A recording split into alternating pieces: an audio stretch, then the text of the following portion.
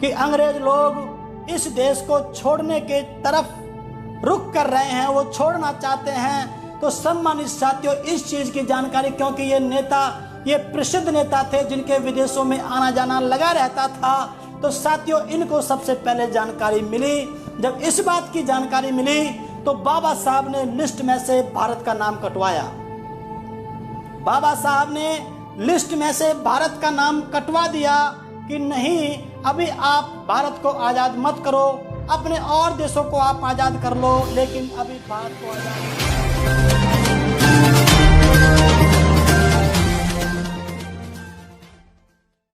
साथियों, आप लोगों के बीच में अपनी बात रखने से पहले सभी महापुरुषों को नमन करते हुए, बहन कुमारी मायावती जी को अपना आदर्श नेता मानते हुए, आप सभी साथियों का स्वागत करते हुए आज के विषय को हम आज आपके बीच में रखेंगे। सबसे पहले साथियों ये बताना आप लोगों को जरूरी है कि आज का ये विषय क्यों रखा गया। जैसा कि आप लोग जानते हैं कि ये अगस्त का महीना है और अगस्त के महीने में भारत ने अंग्रेजों से आज़ादी प्राप्त की थी। तो बहुत से लोग इस बात को नहीं जानते हैं भारत देश के अंदर कि आज़ादी में बाबा साहब का भी बहुत बड़ा योगदान था। लोग ज़्यादातर इतना ही जानते हैं कि बाबा साहब ने संविधान बनाया था, तो गणतंत्र दिवस में उनका बहुत बड़ा योगदान था। लोग इतना ही अधिकांश जानते हैं। लेकिन सम्मानित साथियों, जब हमने इस पर अध्ययन किया, रिसर्च किया, एनालिसिस किया, तो साथियों ये समझ में आया कि भारत देश के संविधान को बनाने के साथ साथ भारत देश की आज़ादी में भी बाबा साहब का बहुत बड़ा योगदान था। सम्मानित साथियों, अगर हम किसी साथी से पूछें कि भाई आप कैसे मानते हो कि बाबा साहब का आज़ादी में योगदान था, तो अधिकांश साथी ये कहते हैं कि अगर बाबा साहब संविधान नहीं बनाते तो देश को आज़ादी नहीं मिलती। साथियों, इसके अलावा और भी बहुत से फैक्ट्स हैं जिसके आधार पर यह प्रूफ होता है कि बाबा साहब ने देश को आज़ाद कराने में बहुत बड़ा रोल उन्होंने अदा किया था। सम्मानित साथियों, इसलिए ये 9 अगस्त को रखा ये प्रोग्राम, क्योंकि साथियों आगे फिर 16 अगस्त पड़ जाता तो वो फिर पीछे हमारा 15 अगस्त निकल जाता। इसलिए सम्मानित साथियों हमने ये प्रोग्राम रखा, आज का ये विषय रखा। बहुत ही इंपॉर्टेंट विषय है, एक नया विषय है, एक नए तथ्य लेके साथियों हम लोग आपके बीच में पहुंचते हैं। तो आज का विषय जो रहेगा वो भारत देश की आज़ादी में बाबा साहब का योगदान विषय पे साथियों हम लोग अपनी बात रखते हैं। जी सर। साथियों, इस बात को समझने के लिए कि बाबा साहब का क्या योगदान था, उससे पहले थोड़ी सी पृष्ठभूमि को समझना बहुत जरूरी है। अगर पृष्ठभूमि अगर आप लोग नहीं समझ पाएंगे तो आगे जो बातें हम लोग आपको समझाना चाहते हैं फिर वो आपको शायद समझ में कम आ पाएगी। इसलिए साथियों बाद में जिन फैक्ट के आधार पर हम साथियों अपनी बात प्रूफ करेंगे कि बाबा साहब ने देश की आज़ादी में बहुत बड़ा रोल अदा किया है, उस बात को समझने के लिए आपको थोड़ा सा पृष्ठभूमि में जाना बहुत जरूरी है। तो इसलिए साथियों थोड़ी सी हम बात थोड़ी पीछे से लेकर के चलते हैं, जिनके आधार पर आगे जाके ये प्रूफ होगा कि बाबा साहब का बहुत बड़ा योगदान था। इसलिए सम्मानित साथियों हम लोग मोटी मोटी बात रखते हैं, ब्रीफ करते हुए अपनी बात को चलेंगे। साथियों, आप लोग जानते हैं कि 1913 में बाबा साहब कोलंबिया विश्वविद्यालय पढ़ाई करने के लिए जाते हैं भारत की तरफ से, ये आप अच्छी तरह से जानते हैं। 1913 में सम्मानित साथियों बाबा साहब उधर जाते हैं और उसके बाद वहां पे जाके उनको पता चलता है कि जाति प्रथा नाम की जो प्रॉब्लम है वो केवल भारत में है और कहीं नहीं है। तो सम्मानित साथियों इस चीज पे, इस आधार पर वो अध्ययन करते रहे, इसी चीज से वो जूझ करके गए थे। वहां पे जाके उनको बहुत खुला माहौल मिला, तो उनके दिमाग में एक मन में ख्याल आया कि मैं अपने समाज के लोगों के लिए इस समस्या से निजात प्राप्त करने के लिए कुछ कर सकता हूं, ऐसा उनको माहौल मिला। तो साथियों 1916 में बाबा साहब ने सबसे पहले caste is the curse of India सम्मानित साथियों नाम का एक लेख निकाला, एक आर्टिकल निकाला रिसर्च पेपर के लिए। साथियों उन्होंने सिनॉप्सिस बना करके दिया सम्मानित साथियों, रिसर्च के लिए उन्होंने सिनॉप्सिस बना करके दिया। पीएचडी के विद्यार्थी, एमए के विद्यार्थी इस बात को साथियों अच्छी तरह से, एमफिल के विद्यार्थी इस बात को ठीक से समझ सकते हैं। तो सबसे पहले सम्मानित साथियों, caste is the curse of India, इसका मतलब होता है जाति जो है भारत के लिए श्राप है। सबसे बड़ी प्रॉब्लम जो है वो जाति है। 1916 में सबसे पहले विश्व के पटल पे सम्मानित साथियों ये बात बाबा साहब के द्वारा लिखी गई, मतलब रखी गई। साथियों उससे पहले ये समस्या भारत में ही घूमती रहती थी, इसी से लोग निजात प्राप्त करने का प्रयास करते रहते थे, लेकिन विश्व के पटल पर सम्मानित साथियों विश्वविद्यालय में रखी गई, जहां पर दुनिया के सभी लोग बच्चे पढ़ने के लिए आते हैं। तो सबसे पहले ये कास्ट नाम की प्रॉब्लम को विश्व के पटल पे बाबा साहब के द्वारा 1916 में सम्मानित साथियों रखा गया। ये साथियों हम ब्रीफ करते हुए चलेंगे, बहुत से साथी इस बात को जानते होंगे। सम्मानित साथियों उसी के बीच में साथियों 1914 से लेकर 1918 तक का प्रथम विश्व युद्ध चला। आप अच्छी तरह से जानते हैं, विश्व शक्ति बनाम मित्र शक्ति के बीच में सम्मानित साथियों ये विश्व युद्ध चला। 4 साल सम्मानित साथियों ये विश्व युद्ध चला। जब ये विश्व युद्ध होकर के अब साथियों ये देश हटा, ये दुनिया हटी, विश्व शक्ति हटी, तो साथियों ब्रिटेन की तरफ से जिसके अधीन ये हमारा देश था, तो उस समय सम्मानित साथियों उस समय जो है विदेश जो हमारे जो अंग्रेज लोग थे उन्होंने भारत को छोड़ने का मन बनाया। सम्मानित साथियों उन्होंने भारत को छोड़ने का मन बनाया कि अब हम भारत में रूल नहीं करेंगे। उसके साथियों आगे हम आपको बताएंगे उसकी वजह क्या थी। लिस्ट में भारत का नाम था साथियों जिन देशों को 1914-1918 के प्रथम विश्व युद्ध में परेशान होकर के अर्थव्यवस्था खराब हो गई, सिस्टम पूरा खराब हो गया, एडमिनिस्ट्रेशन पूरा खराब हो गया। इस खराब होने की वजह से कुछ देशों को सम्मानित साथियों ब्रिटेन ने आज़ाद करने के लिए सोचा कि इनको हम छोड़ देते हैं, क्योंकि वो संभालने की स्थिति में साथियों उस समय नहीं थे। पूरा एडमिनिस्ट्रेशन पूरा बिगड़ गया था। 4 साल लगातार विश्व युद्ध चला था, उसमें सबसे बड़ी अहम भूमिका विश्व शक्ति की तरफ से सम्मानित साथियों ब्रिटिश की थी।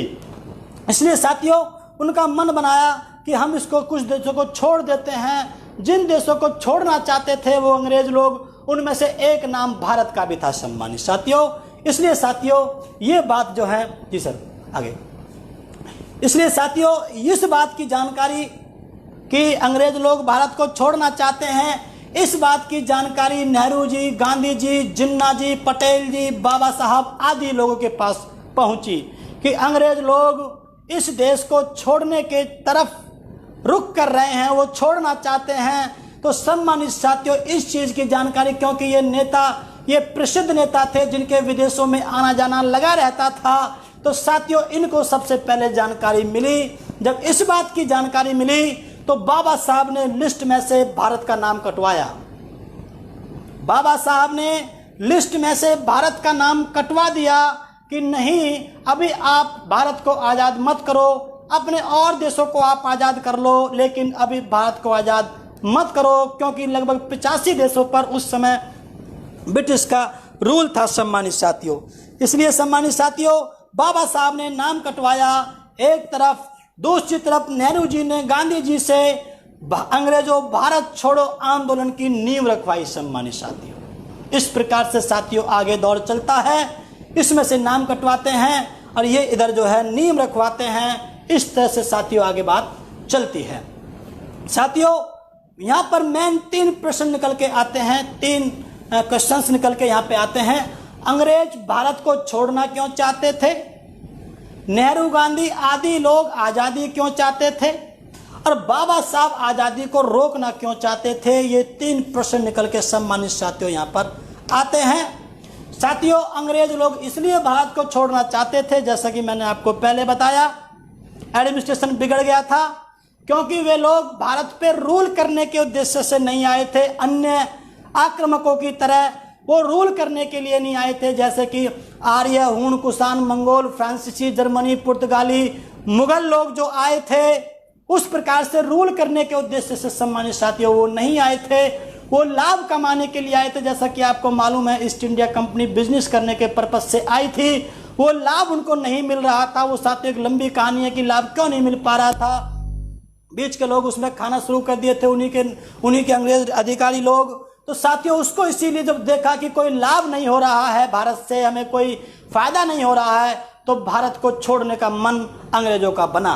सम्मानित साथियों, नेहरू गांधी जी आदि जो लोग थे वो इसलिए आज़ादी चाहते थे, वो चाहते थे कि जल्दी से ये देश आज़ाद हो जाए, अंग्रेजों की गिरफ्त से निकल जाए, क्योंकि अंग्रेजों के लिए साथियों सबसे ज़्यादा खतरनाक अंग्रेज साबित हुए थे इन लोगों की व्यवस्था के लिए। सम्मानित साथियों, और जो आक्रामक रहे उन्होंने व्यवस्था के साथ छेड़छाड़ नहीं की थी, लेकिन सम्मानित साथियों सबसे ज़्यादा आप जानते हैं जो भी कोई अधिकार का मामला हो उनमें साथियों सबसे ज्यादा अंग्रेजों ने छेड़छाड़ करी देश की सामाजिक व्यवस्था पे। तो बहुत जल्दी वो चाहते थे कि आज़ादी मिल जाए तो बहुत अच्छा रहेगा। तो सम्मानित साथियों वो आज़ादी के पक्ष में थे। बाबा साहब रोकना इसलिए चाहते थे क्योंकि बाबा साहब को पता थी अगर इस समय अंग्रेज निकल गए तो अभी देश इस स्थिति में नहीं है, समाज इस पोजीशन में नहीं है, तो इस देश में मनुस्मृति को लागू कर दिया जाएगा और जिसकी वजह से ये समाज फिर से पीढ़ी दर पीढ़ी के लिए ये गुलाम बनता हुआ चला जाएगा। क्योंकि आशा की किरण बाबा साहब को उन लोगों में दिखाई दे रही थी, क्योंकि वो जाके विदेश में जाके जो पढ़ाई करके जो माहौल मिल रहा था, स्वतंत्रता का, आज़ादी का जो माहौल मिल रहा था, सम्मानित साथियों उससे उम्मीद थी बाबा साहब को कि शायद मैं अंग्रेजों के माध्यम से इस देश के लोगों को कुछ दे पाऊंगा, गरीबों को, एससी को, एसटी को, जिसको डिप्रेस क्लास बोलते थे, ओबीसी को। इस प्रकार से सम्मानित साथियों वो इस वजह से रोकना चाहते थे। तो वो छोड़ना आर्थिक आधार की प्रॉब्लम से छोड़ना चाहते थे, ये मनुस्मृति को लागू करना चाहते थे, और ये उसको पता थी बाबा साहब को कि यहाँ पर मनुस्मृति लागू हो गई तो मेरे समाज को हमेशा के लिए गुलाम बना दिया जाएगा, इसलिए वो रोकना चाहते थे।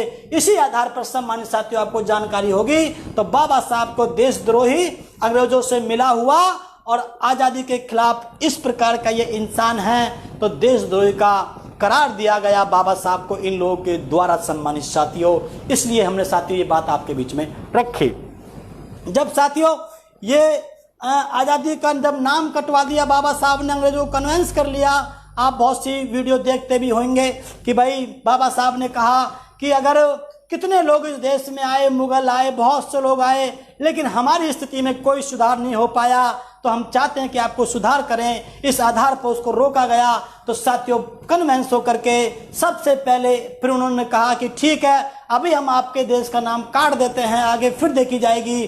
तो इसलिए देश को चलाने के लिए गवर्नमेंट ऑफ इंडिया एक्ट 1919 देने का काम अंग्रेजों ने किया। सम्मानित साथियों ये बाबा साहब की देन थी। सम्मानित साथियों ये गवर्नमेंट ऑफ इंडिया एक्ट 1919 ये बाबा साहब की देन थी।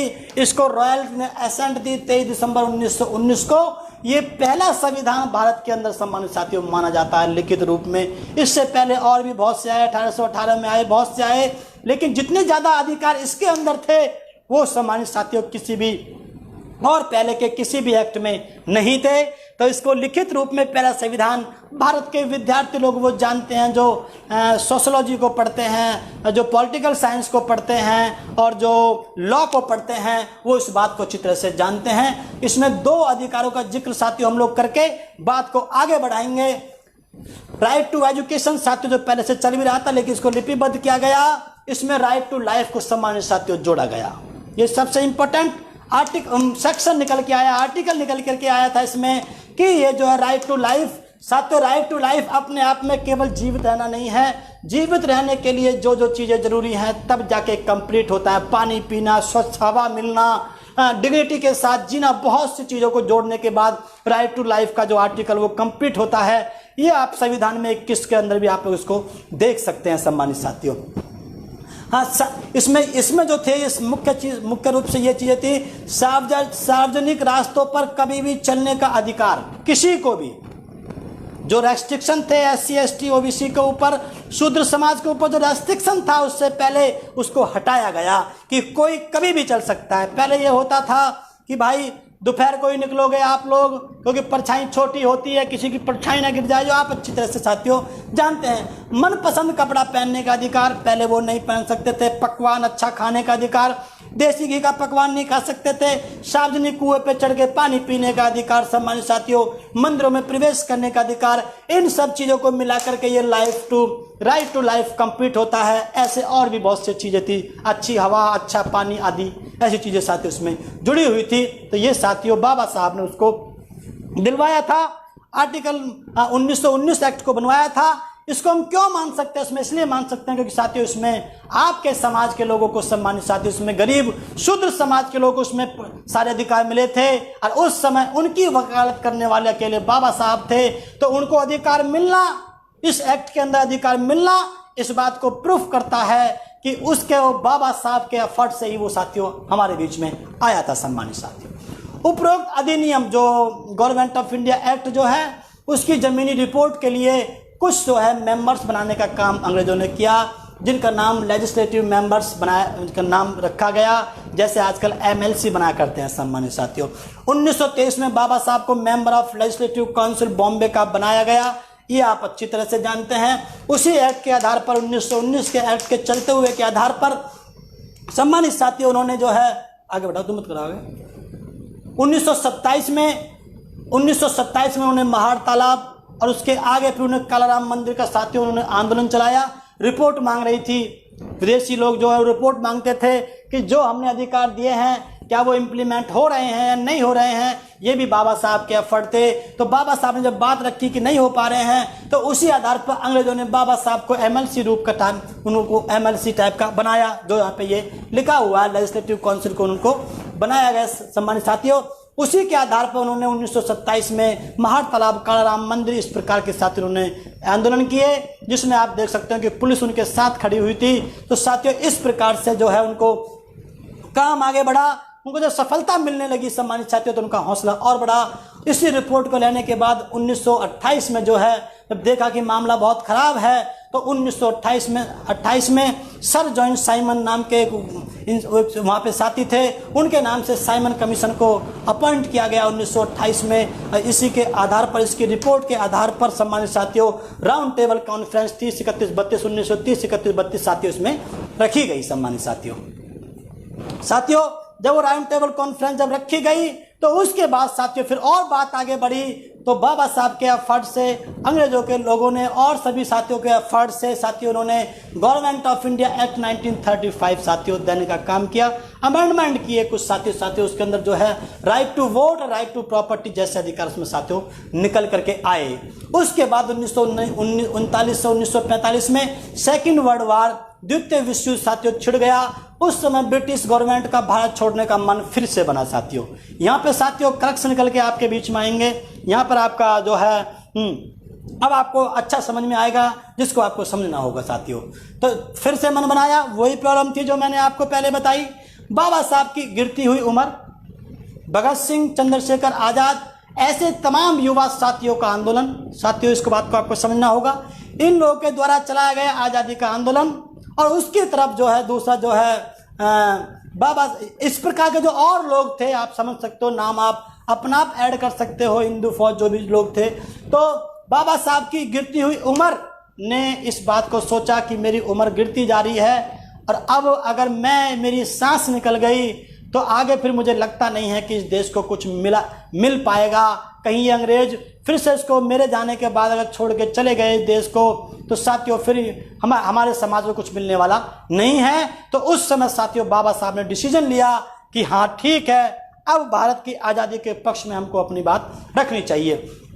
दूसरी तरफ साथियों विश्व के अंदर क्रांतियां हो रही थी, जैसे रूस की क्रांति, राजतंत्र जो है वो लोकतंत्र की तरफ जा रहा था, तो लोगों की डिमांड भी चल रही थी, विश्व के सभी नागरिकों की डिमांड भी चल रही थी कि अब लोकतंत्र होना चाहिए। तो भारत के अंदर भी साथियों इस बात को सोचते हुए बाबा साहब ने अपना रुख चेंज किया और ये सोचा कि मेरी उम्र गिर रही है, अब देश को आज़ादी की तरफ लेकर के चलना चाहिए। सम्मानित साथियों, इस प्रकार से साथियों फिर विश्व के अंदर जो बैठक हुई थी, उसमें तमाम रिप्रेजेंटेटिव लोगों ने अपने अपने देश की तरफ से अपनी अपनी देश की आज़ादी की तरफ बात अपनी रखी। उसमें एक तर्क बाबा साहब ने दिया, बहुत सी बातें रखी थी, लेकिन बाबा साहब का एक तर्क साथियों हम लोग यहाँ पे आपके बीच में रखते हैं। उन्होंने तर्क दिया कि कुदरत ने इंसान को स्वतंत्र पैदा किया है। जब कुदरत ने इंसान को स्वतंत्र पैदा किया है, तो एक इंसान को दूसरे इंसान को गुलाम बनाने का कोई अधिकार नहीं होना चाहिए। जैसे एक इंसान को दूसरे इंसान को गुलाम बनाने का अधिकार नहीं होना चाहिए, ठीक उसी आधार पर एक वर्ग को दूसरे वर्ग को गुलाम बनाने का अधिकार नहीं होना चाहिए। एक जाति को दूसरी जाति को गुलाम बनाने का अधिकार नहीं होना चाहिए।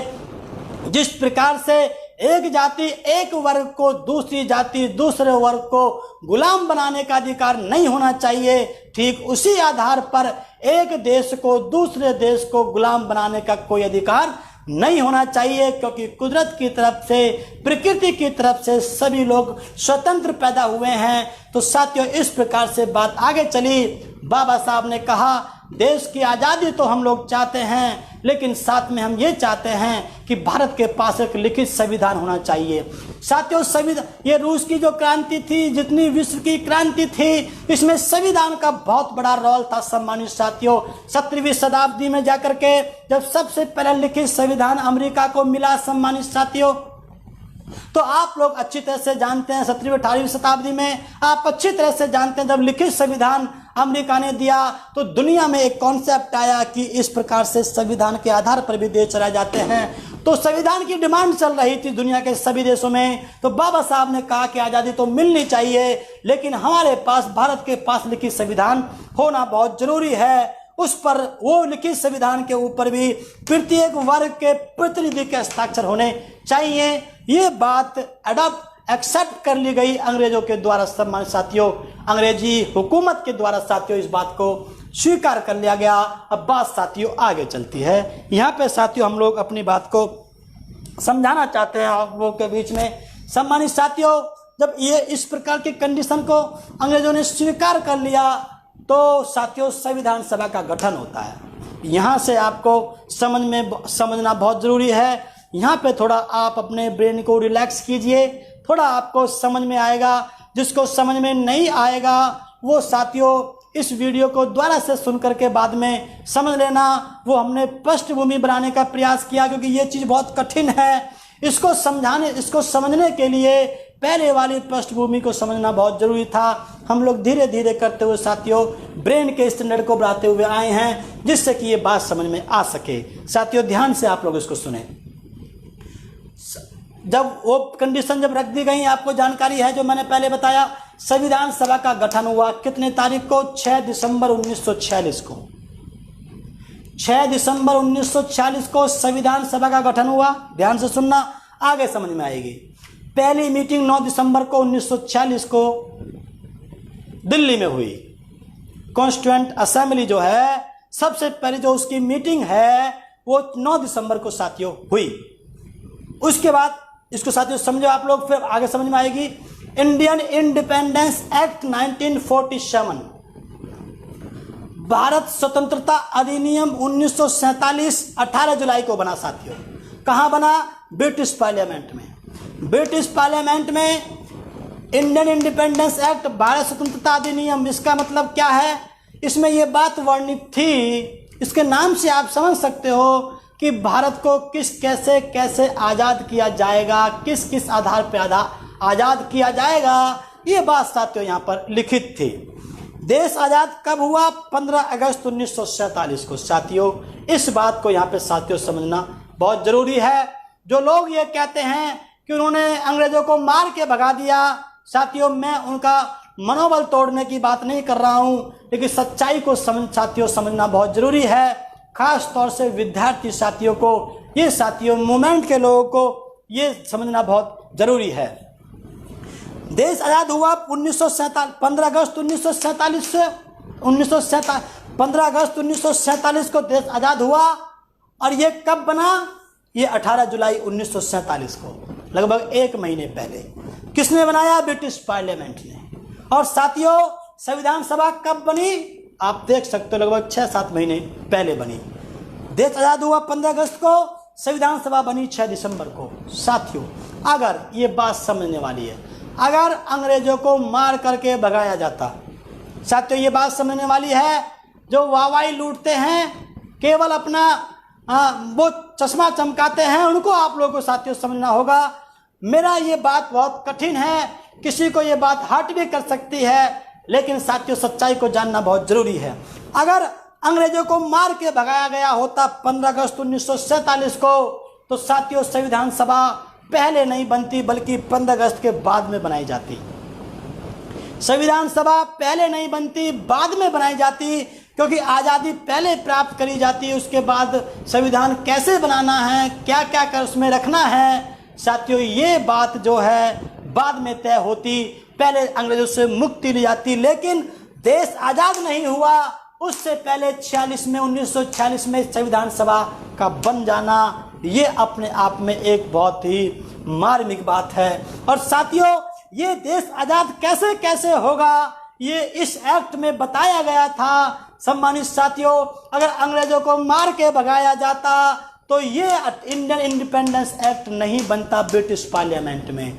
वो फिर इस देश को कैसे आज़ादी मिलेगी, इस बात को तय करने वाले वे लोग नहीं होते, ये पार्लियामेंट नहीं होती। हम डंडा मारते भगा देते, उसके बाद हम जैसा चाहे संविधान बनाते, जैसे चाहे हम कुछ भी करते, तो साथियों ये हमारे ऊपर डिपेंड होता। लेकिन ये देश आज़ाद बाद में हुआ है, इंडियन इंडिपेंडेंस एक्ट पहले बना है, संविधान सभा पहले बनी है। तो साथियों ये समझने वाली बात है जो हम आपको आगे बताएंगे। सम्मानित साथियों छोटी सी बात रह गई है 2 मिनट की, इसलिए सम्मानित साथियों मेरा आप लोगों से निवेदन है, इसको आप लोग और ध्यान से सुने। ये जो स्लाइड है इसको और थोड़ा ध्यान से सुने। ब्रिटिश कैबिनेट मिशन 16 मई 1946 में, साथियों धीरे धीरे आपको समझ में आएगी। ये साथियों इसमें इसकी देख रेख में ब्रिटिश कैबिनेट मिशन 16 मई 1946 को बनी। ब्रिटिश पार्लियामेंट में आप नाम से समझ सकते हैं, ब्रिटिश के कैबिनेट मतलब जो मैन लोग होते हैं उनका मिशन, उनके उद्देश्य को लेकर के साथियों ये बनी। उसके बाद में संविधान सभा बनी इसी की देख रेख में, क्योंकि वो दिसंबर में बनी है, 6 दिसंबर में, जिसकी देख रेख में संविधान बना, जिसकी देख रेख में ये संविधान बना, जिसका जिक्र संविधान सभा में बार बार होता रहता है। ये साथियों आप लोग इस बात को समझ सकते हैं, आगे और समझ में आएगी क्या जिक्र होता है। साथियों आप लोग देखिए साथियों, ये जो है ये इस पे लिखा हुआ है constituent assembly of India volume 1। ऐसे साथियों ऐसे इतने वॉल्यूम हैं कि अगर जिसको पैर पे रखा जाए, इस जमीन पे रखा जाए, उन वॉल्यूम को, उन किताबों को जो मैंने नेट से निकलवाए थे हम लोगों ने, अगर उसको देखा जाए तो साथियों इस तरह से यहाँ पर आकर के साथियों इतने सारे वॉल्यूम हैं जो आपको उसमें मिल सकते हैं, नेट पे मिल सकते हैं आपको। कॉन्स्टिट्यूएंट असेंबली ऑफ इंडिया के नाम से साथियों आपको मिल सकते हैं। उनमें से साथियों हम लोगों ने ये सारी बातें निकाली हैं। ये हमने अपनी तरफ से कोई बात नहीं रखी है, जो बातें हमने पहले रखी हैं इनको भी साथियों आप नेट पे सर्च कर सकते हैं। हमारी तरफ से इसमें कोई बात नहीं रखी गई है। साथियों क्या जिक्र होता है, how far we accepted the cabinet mission statement of, इस प्रकार से बात चलती है। ये कहाँ बात रखी गई है, कॉन्स्टिट्यूएंट असेंबली, ये संविधान सभा में रखी गई है, भारत की संविधान सभा में रखी गई है। वॉल्यूम 3 के अंदर पेज नंबर 8 पे जो मैंने आपको साथियों अभी दिखाया था, उसमें ये बात रखी गई है कि हम लोगों को जितना हो सके हमको कैबिनेट मिशन की बात को, स्टेटमेंट को स्वीकार करना है। कैबिनेट मिशन जो है, ब्रिटिश कैबिनेट मिशन की जो गाइडलाइन है, हमें उनको ज़्यादा से ज़्यादा फॉलो करना है। इस बात को हम लोगों को ध्यान रखना है, मतलब उनको हमें फॉलो करना है। We are meeting however in assembly today under the scheme propounded by the British cabinet mission volume number 1 page number 6। ये साथियों उस पर आपको पढ़ने के लिए मिल जाएगा। इसमें कहा है कि आज जैसा भी है, जो भी कुछ है, हम यहाँ पर जो हैं आज हम इन लोगों के द्वारा इस कैबिनेट मिशन की वजह से आज हम आप लोग यहाँ पे बैठे हैं। हमें इन लोगों की बात का ध्यान रखना होगा।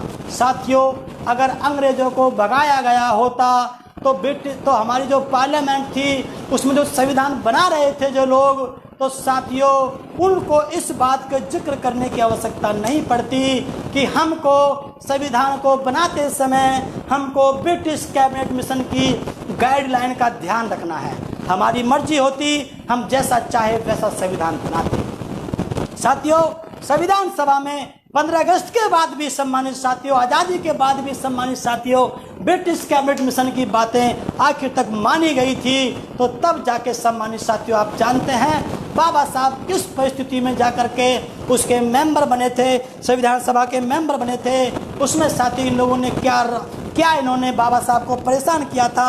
मुख्य रूप से कांग्रेस ने और उन लोगों ने, उनके लोगों ने परेशान किया था। किस प्रकार से गए थे वो आप अच्छी तरह से जानते हैं। इसलिए साथियों अगर अंग्रेजों को मार करके भगाया गया होता तो साथियों ब्रिटिश कैबिनेट मिशन की बात को मानने के लिए संविधान सभा बाध्य नहीं होती। इसलिए साथियों बोला पीछे वाले, इसलिए संविधान सभा का पहले गठन होना, 15 अगस्त से पहले संविधान सभा का गठन होना और इंडियन इंडिपेंडेंस एक्ट का 1 महीने पहले साथियों यहाँ पर उसको कंसेंट मिलना, एसेंट मिलना, ब्रिटिश पार्लियामेंट में पास होना और संविधान सभा के अंदर इस बात का जिक्र होना कि ब्रिटिश कैबिनेट मिशन की बातों को हमें मानना होगा।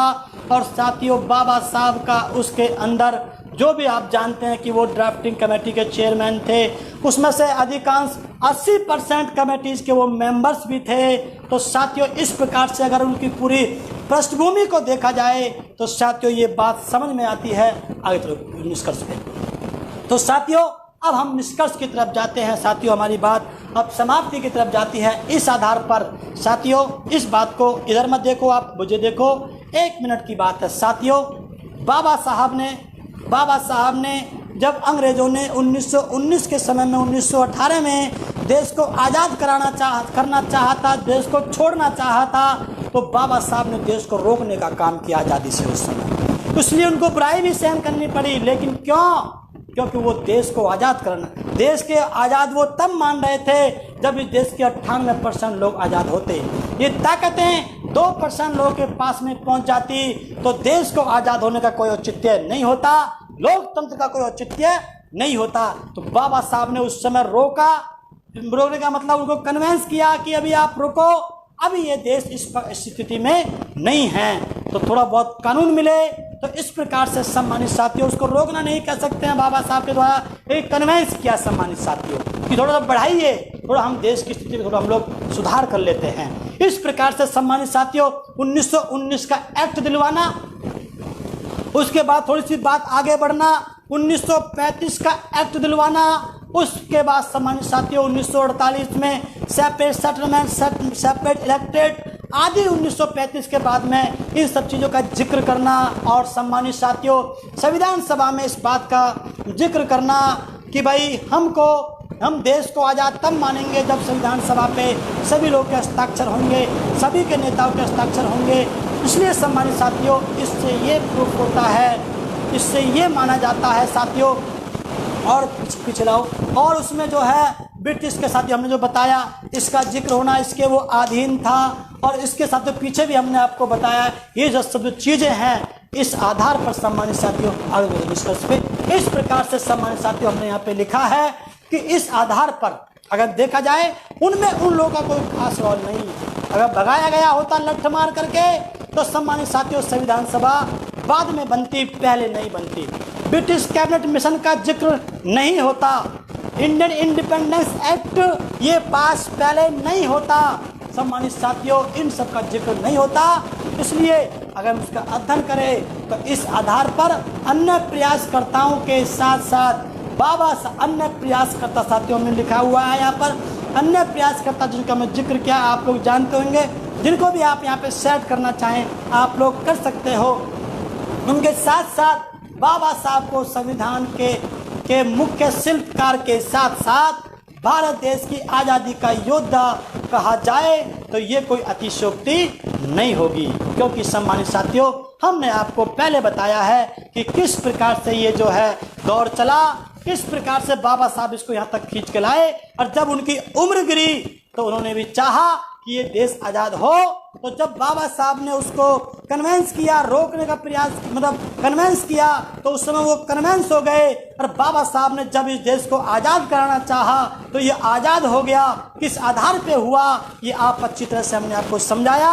तो इस आधार पर सम्मानित साथियों बाबा साहब को भारत देश की आज़ादी का मुख्य योद्धा कहा जाए तो इसमें कोई अतिशयोक्ति नहीं होगी। इसको जो साथियों आप लोग समझें। और ये हमने आज इसलिए रखा है क्योंकि 3-4 दिन में ये आपका जो कैडर है ये वायरल हो जाएगा।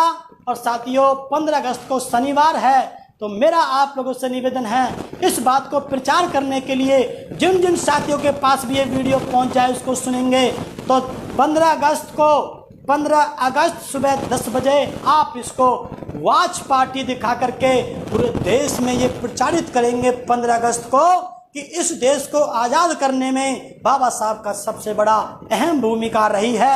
आप लोगों ने हमारी बात को ध्यान से सुना। मैं इन्हीं शब्दों के साथ ये आशा उम्मीद करते हुए कि हम लोगों ने आपके बीच में जो अपनी बात रखी है वो आपके समझ में आई होगी। आप इसको वायरल करेंगे, ज़्यादा से ज़्यादा लोगों तक पहुँचाएंगे। इन्हीं शब्दों के साथ अपनी वाणी को विराम देता हूँ। 40 मिनट पूरे हो चुके हैं। जय भीम, जय भारत, जय कांसीराम, जय बसपा। धन्यवाद। मेरा अपना चैनल, आपका चैनल, समाज का चैनल, देश का चैनल NB News 24/7 को आप लाइक करें, सब्सक्राइब करें और ज्यादा से ज्यादा इसकी वीडियो को शेयर करें ताकि हर खबर को मैं आप तक आसानी से पहुंचा सकूं।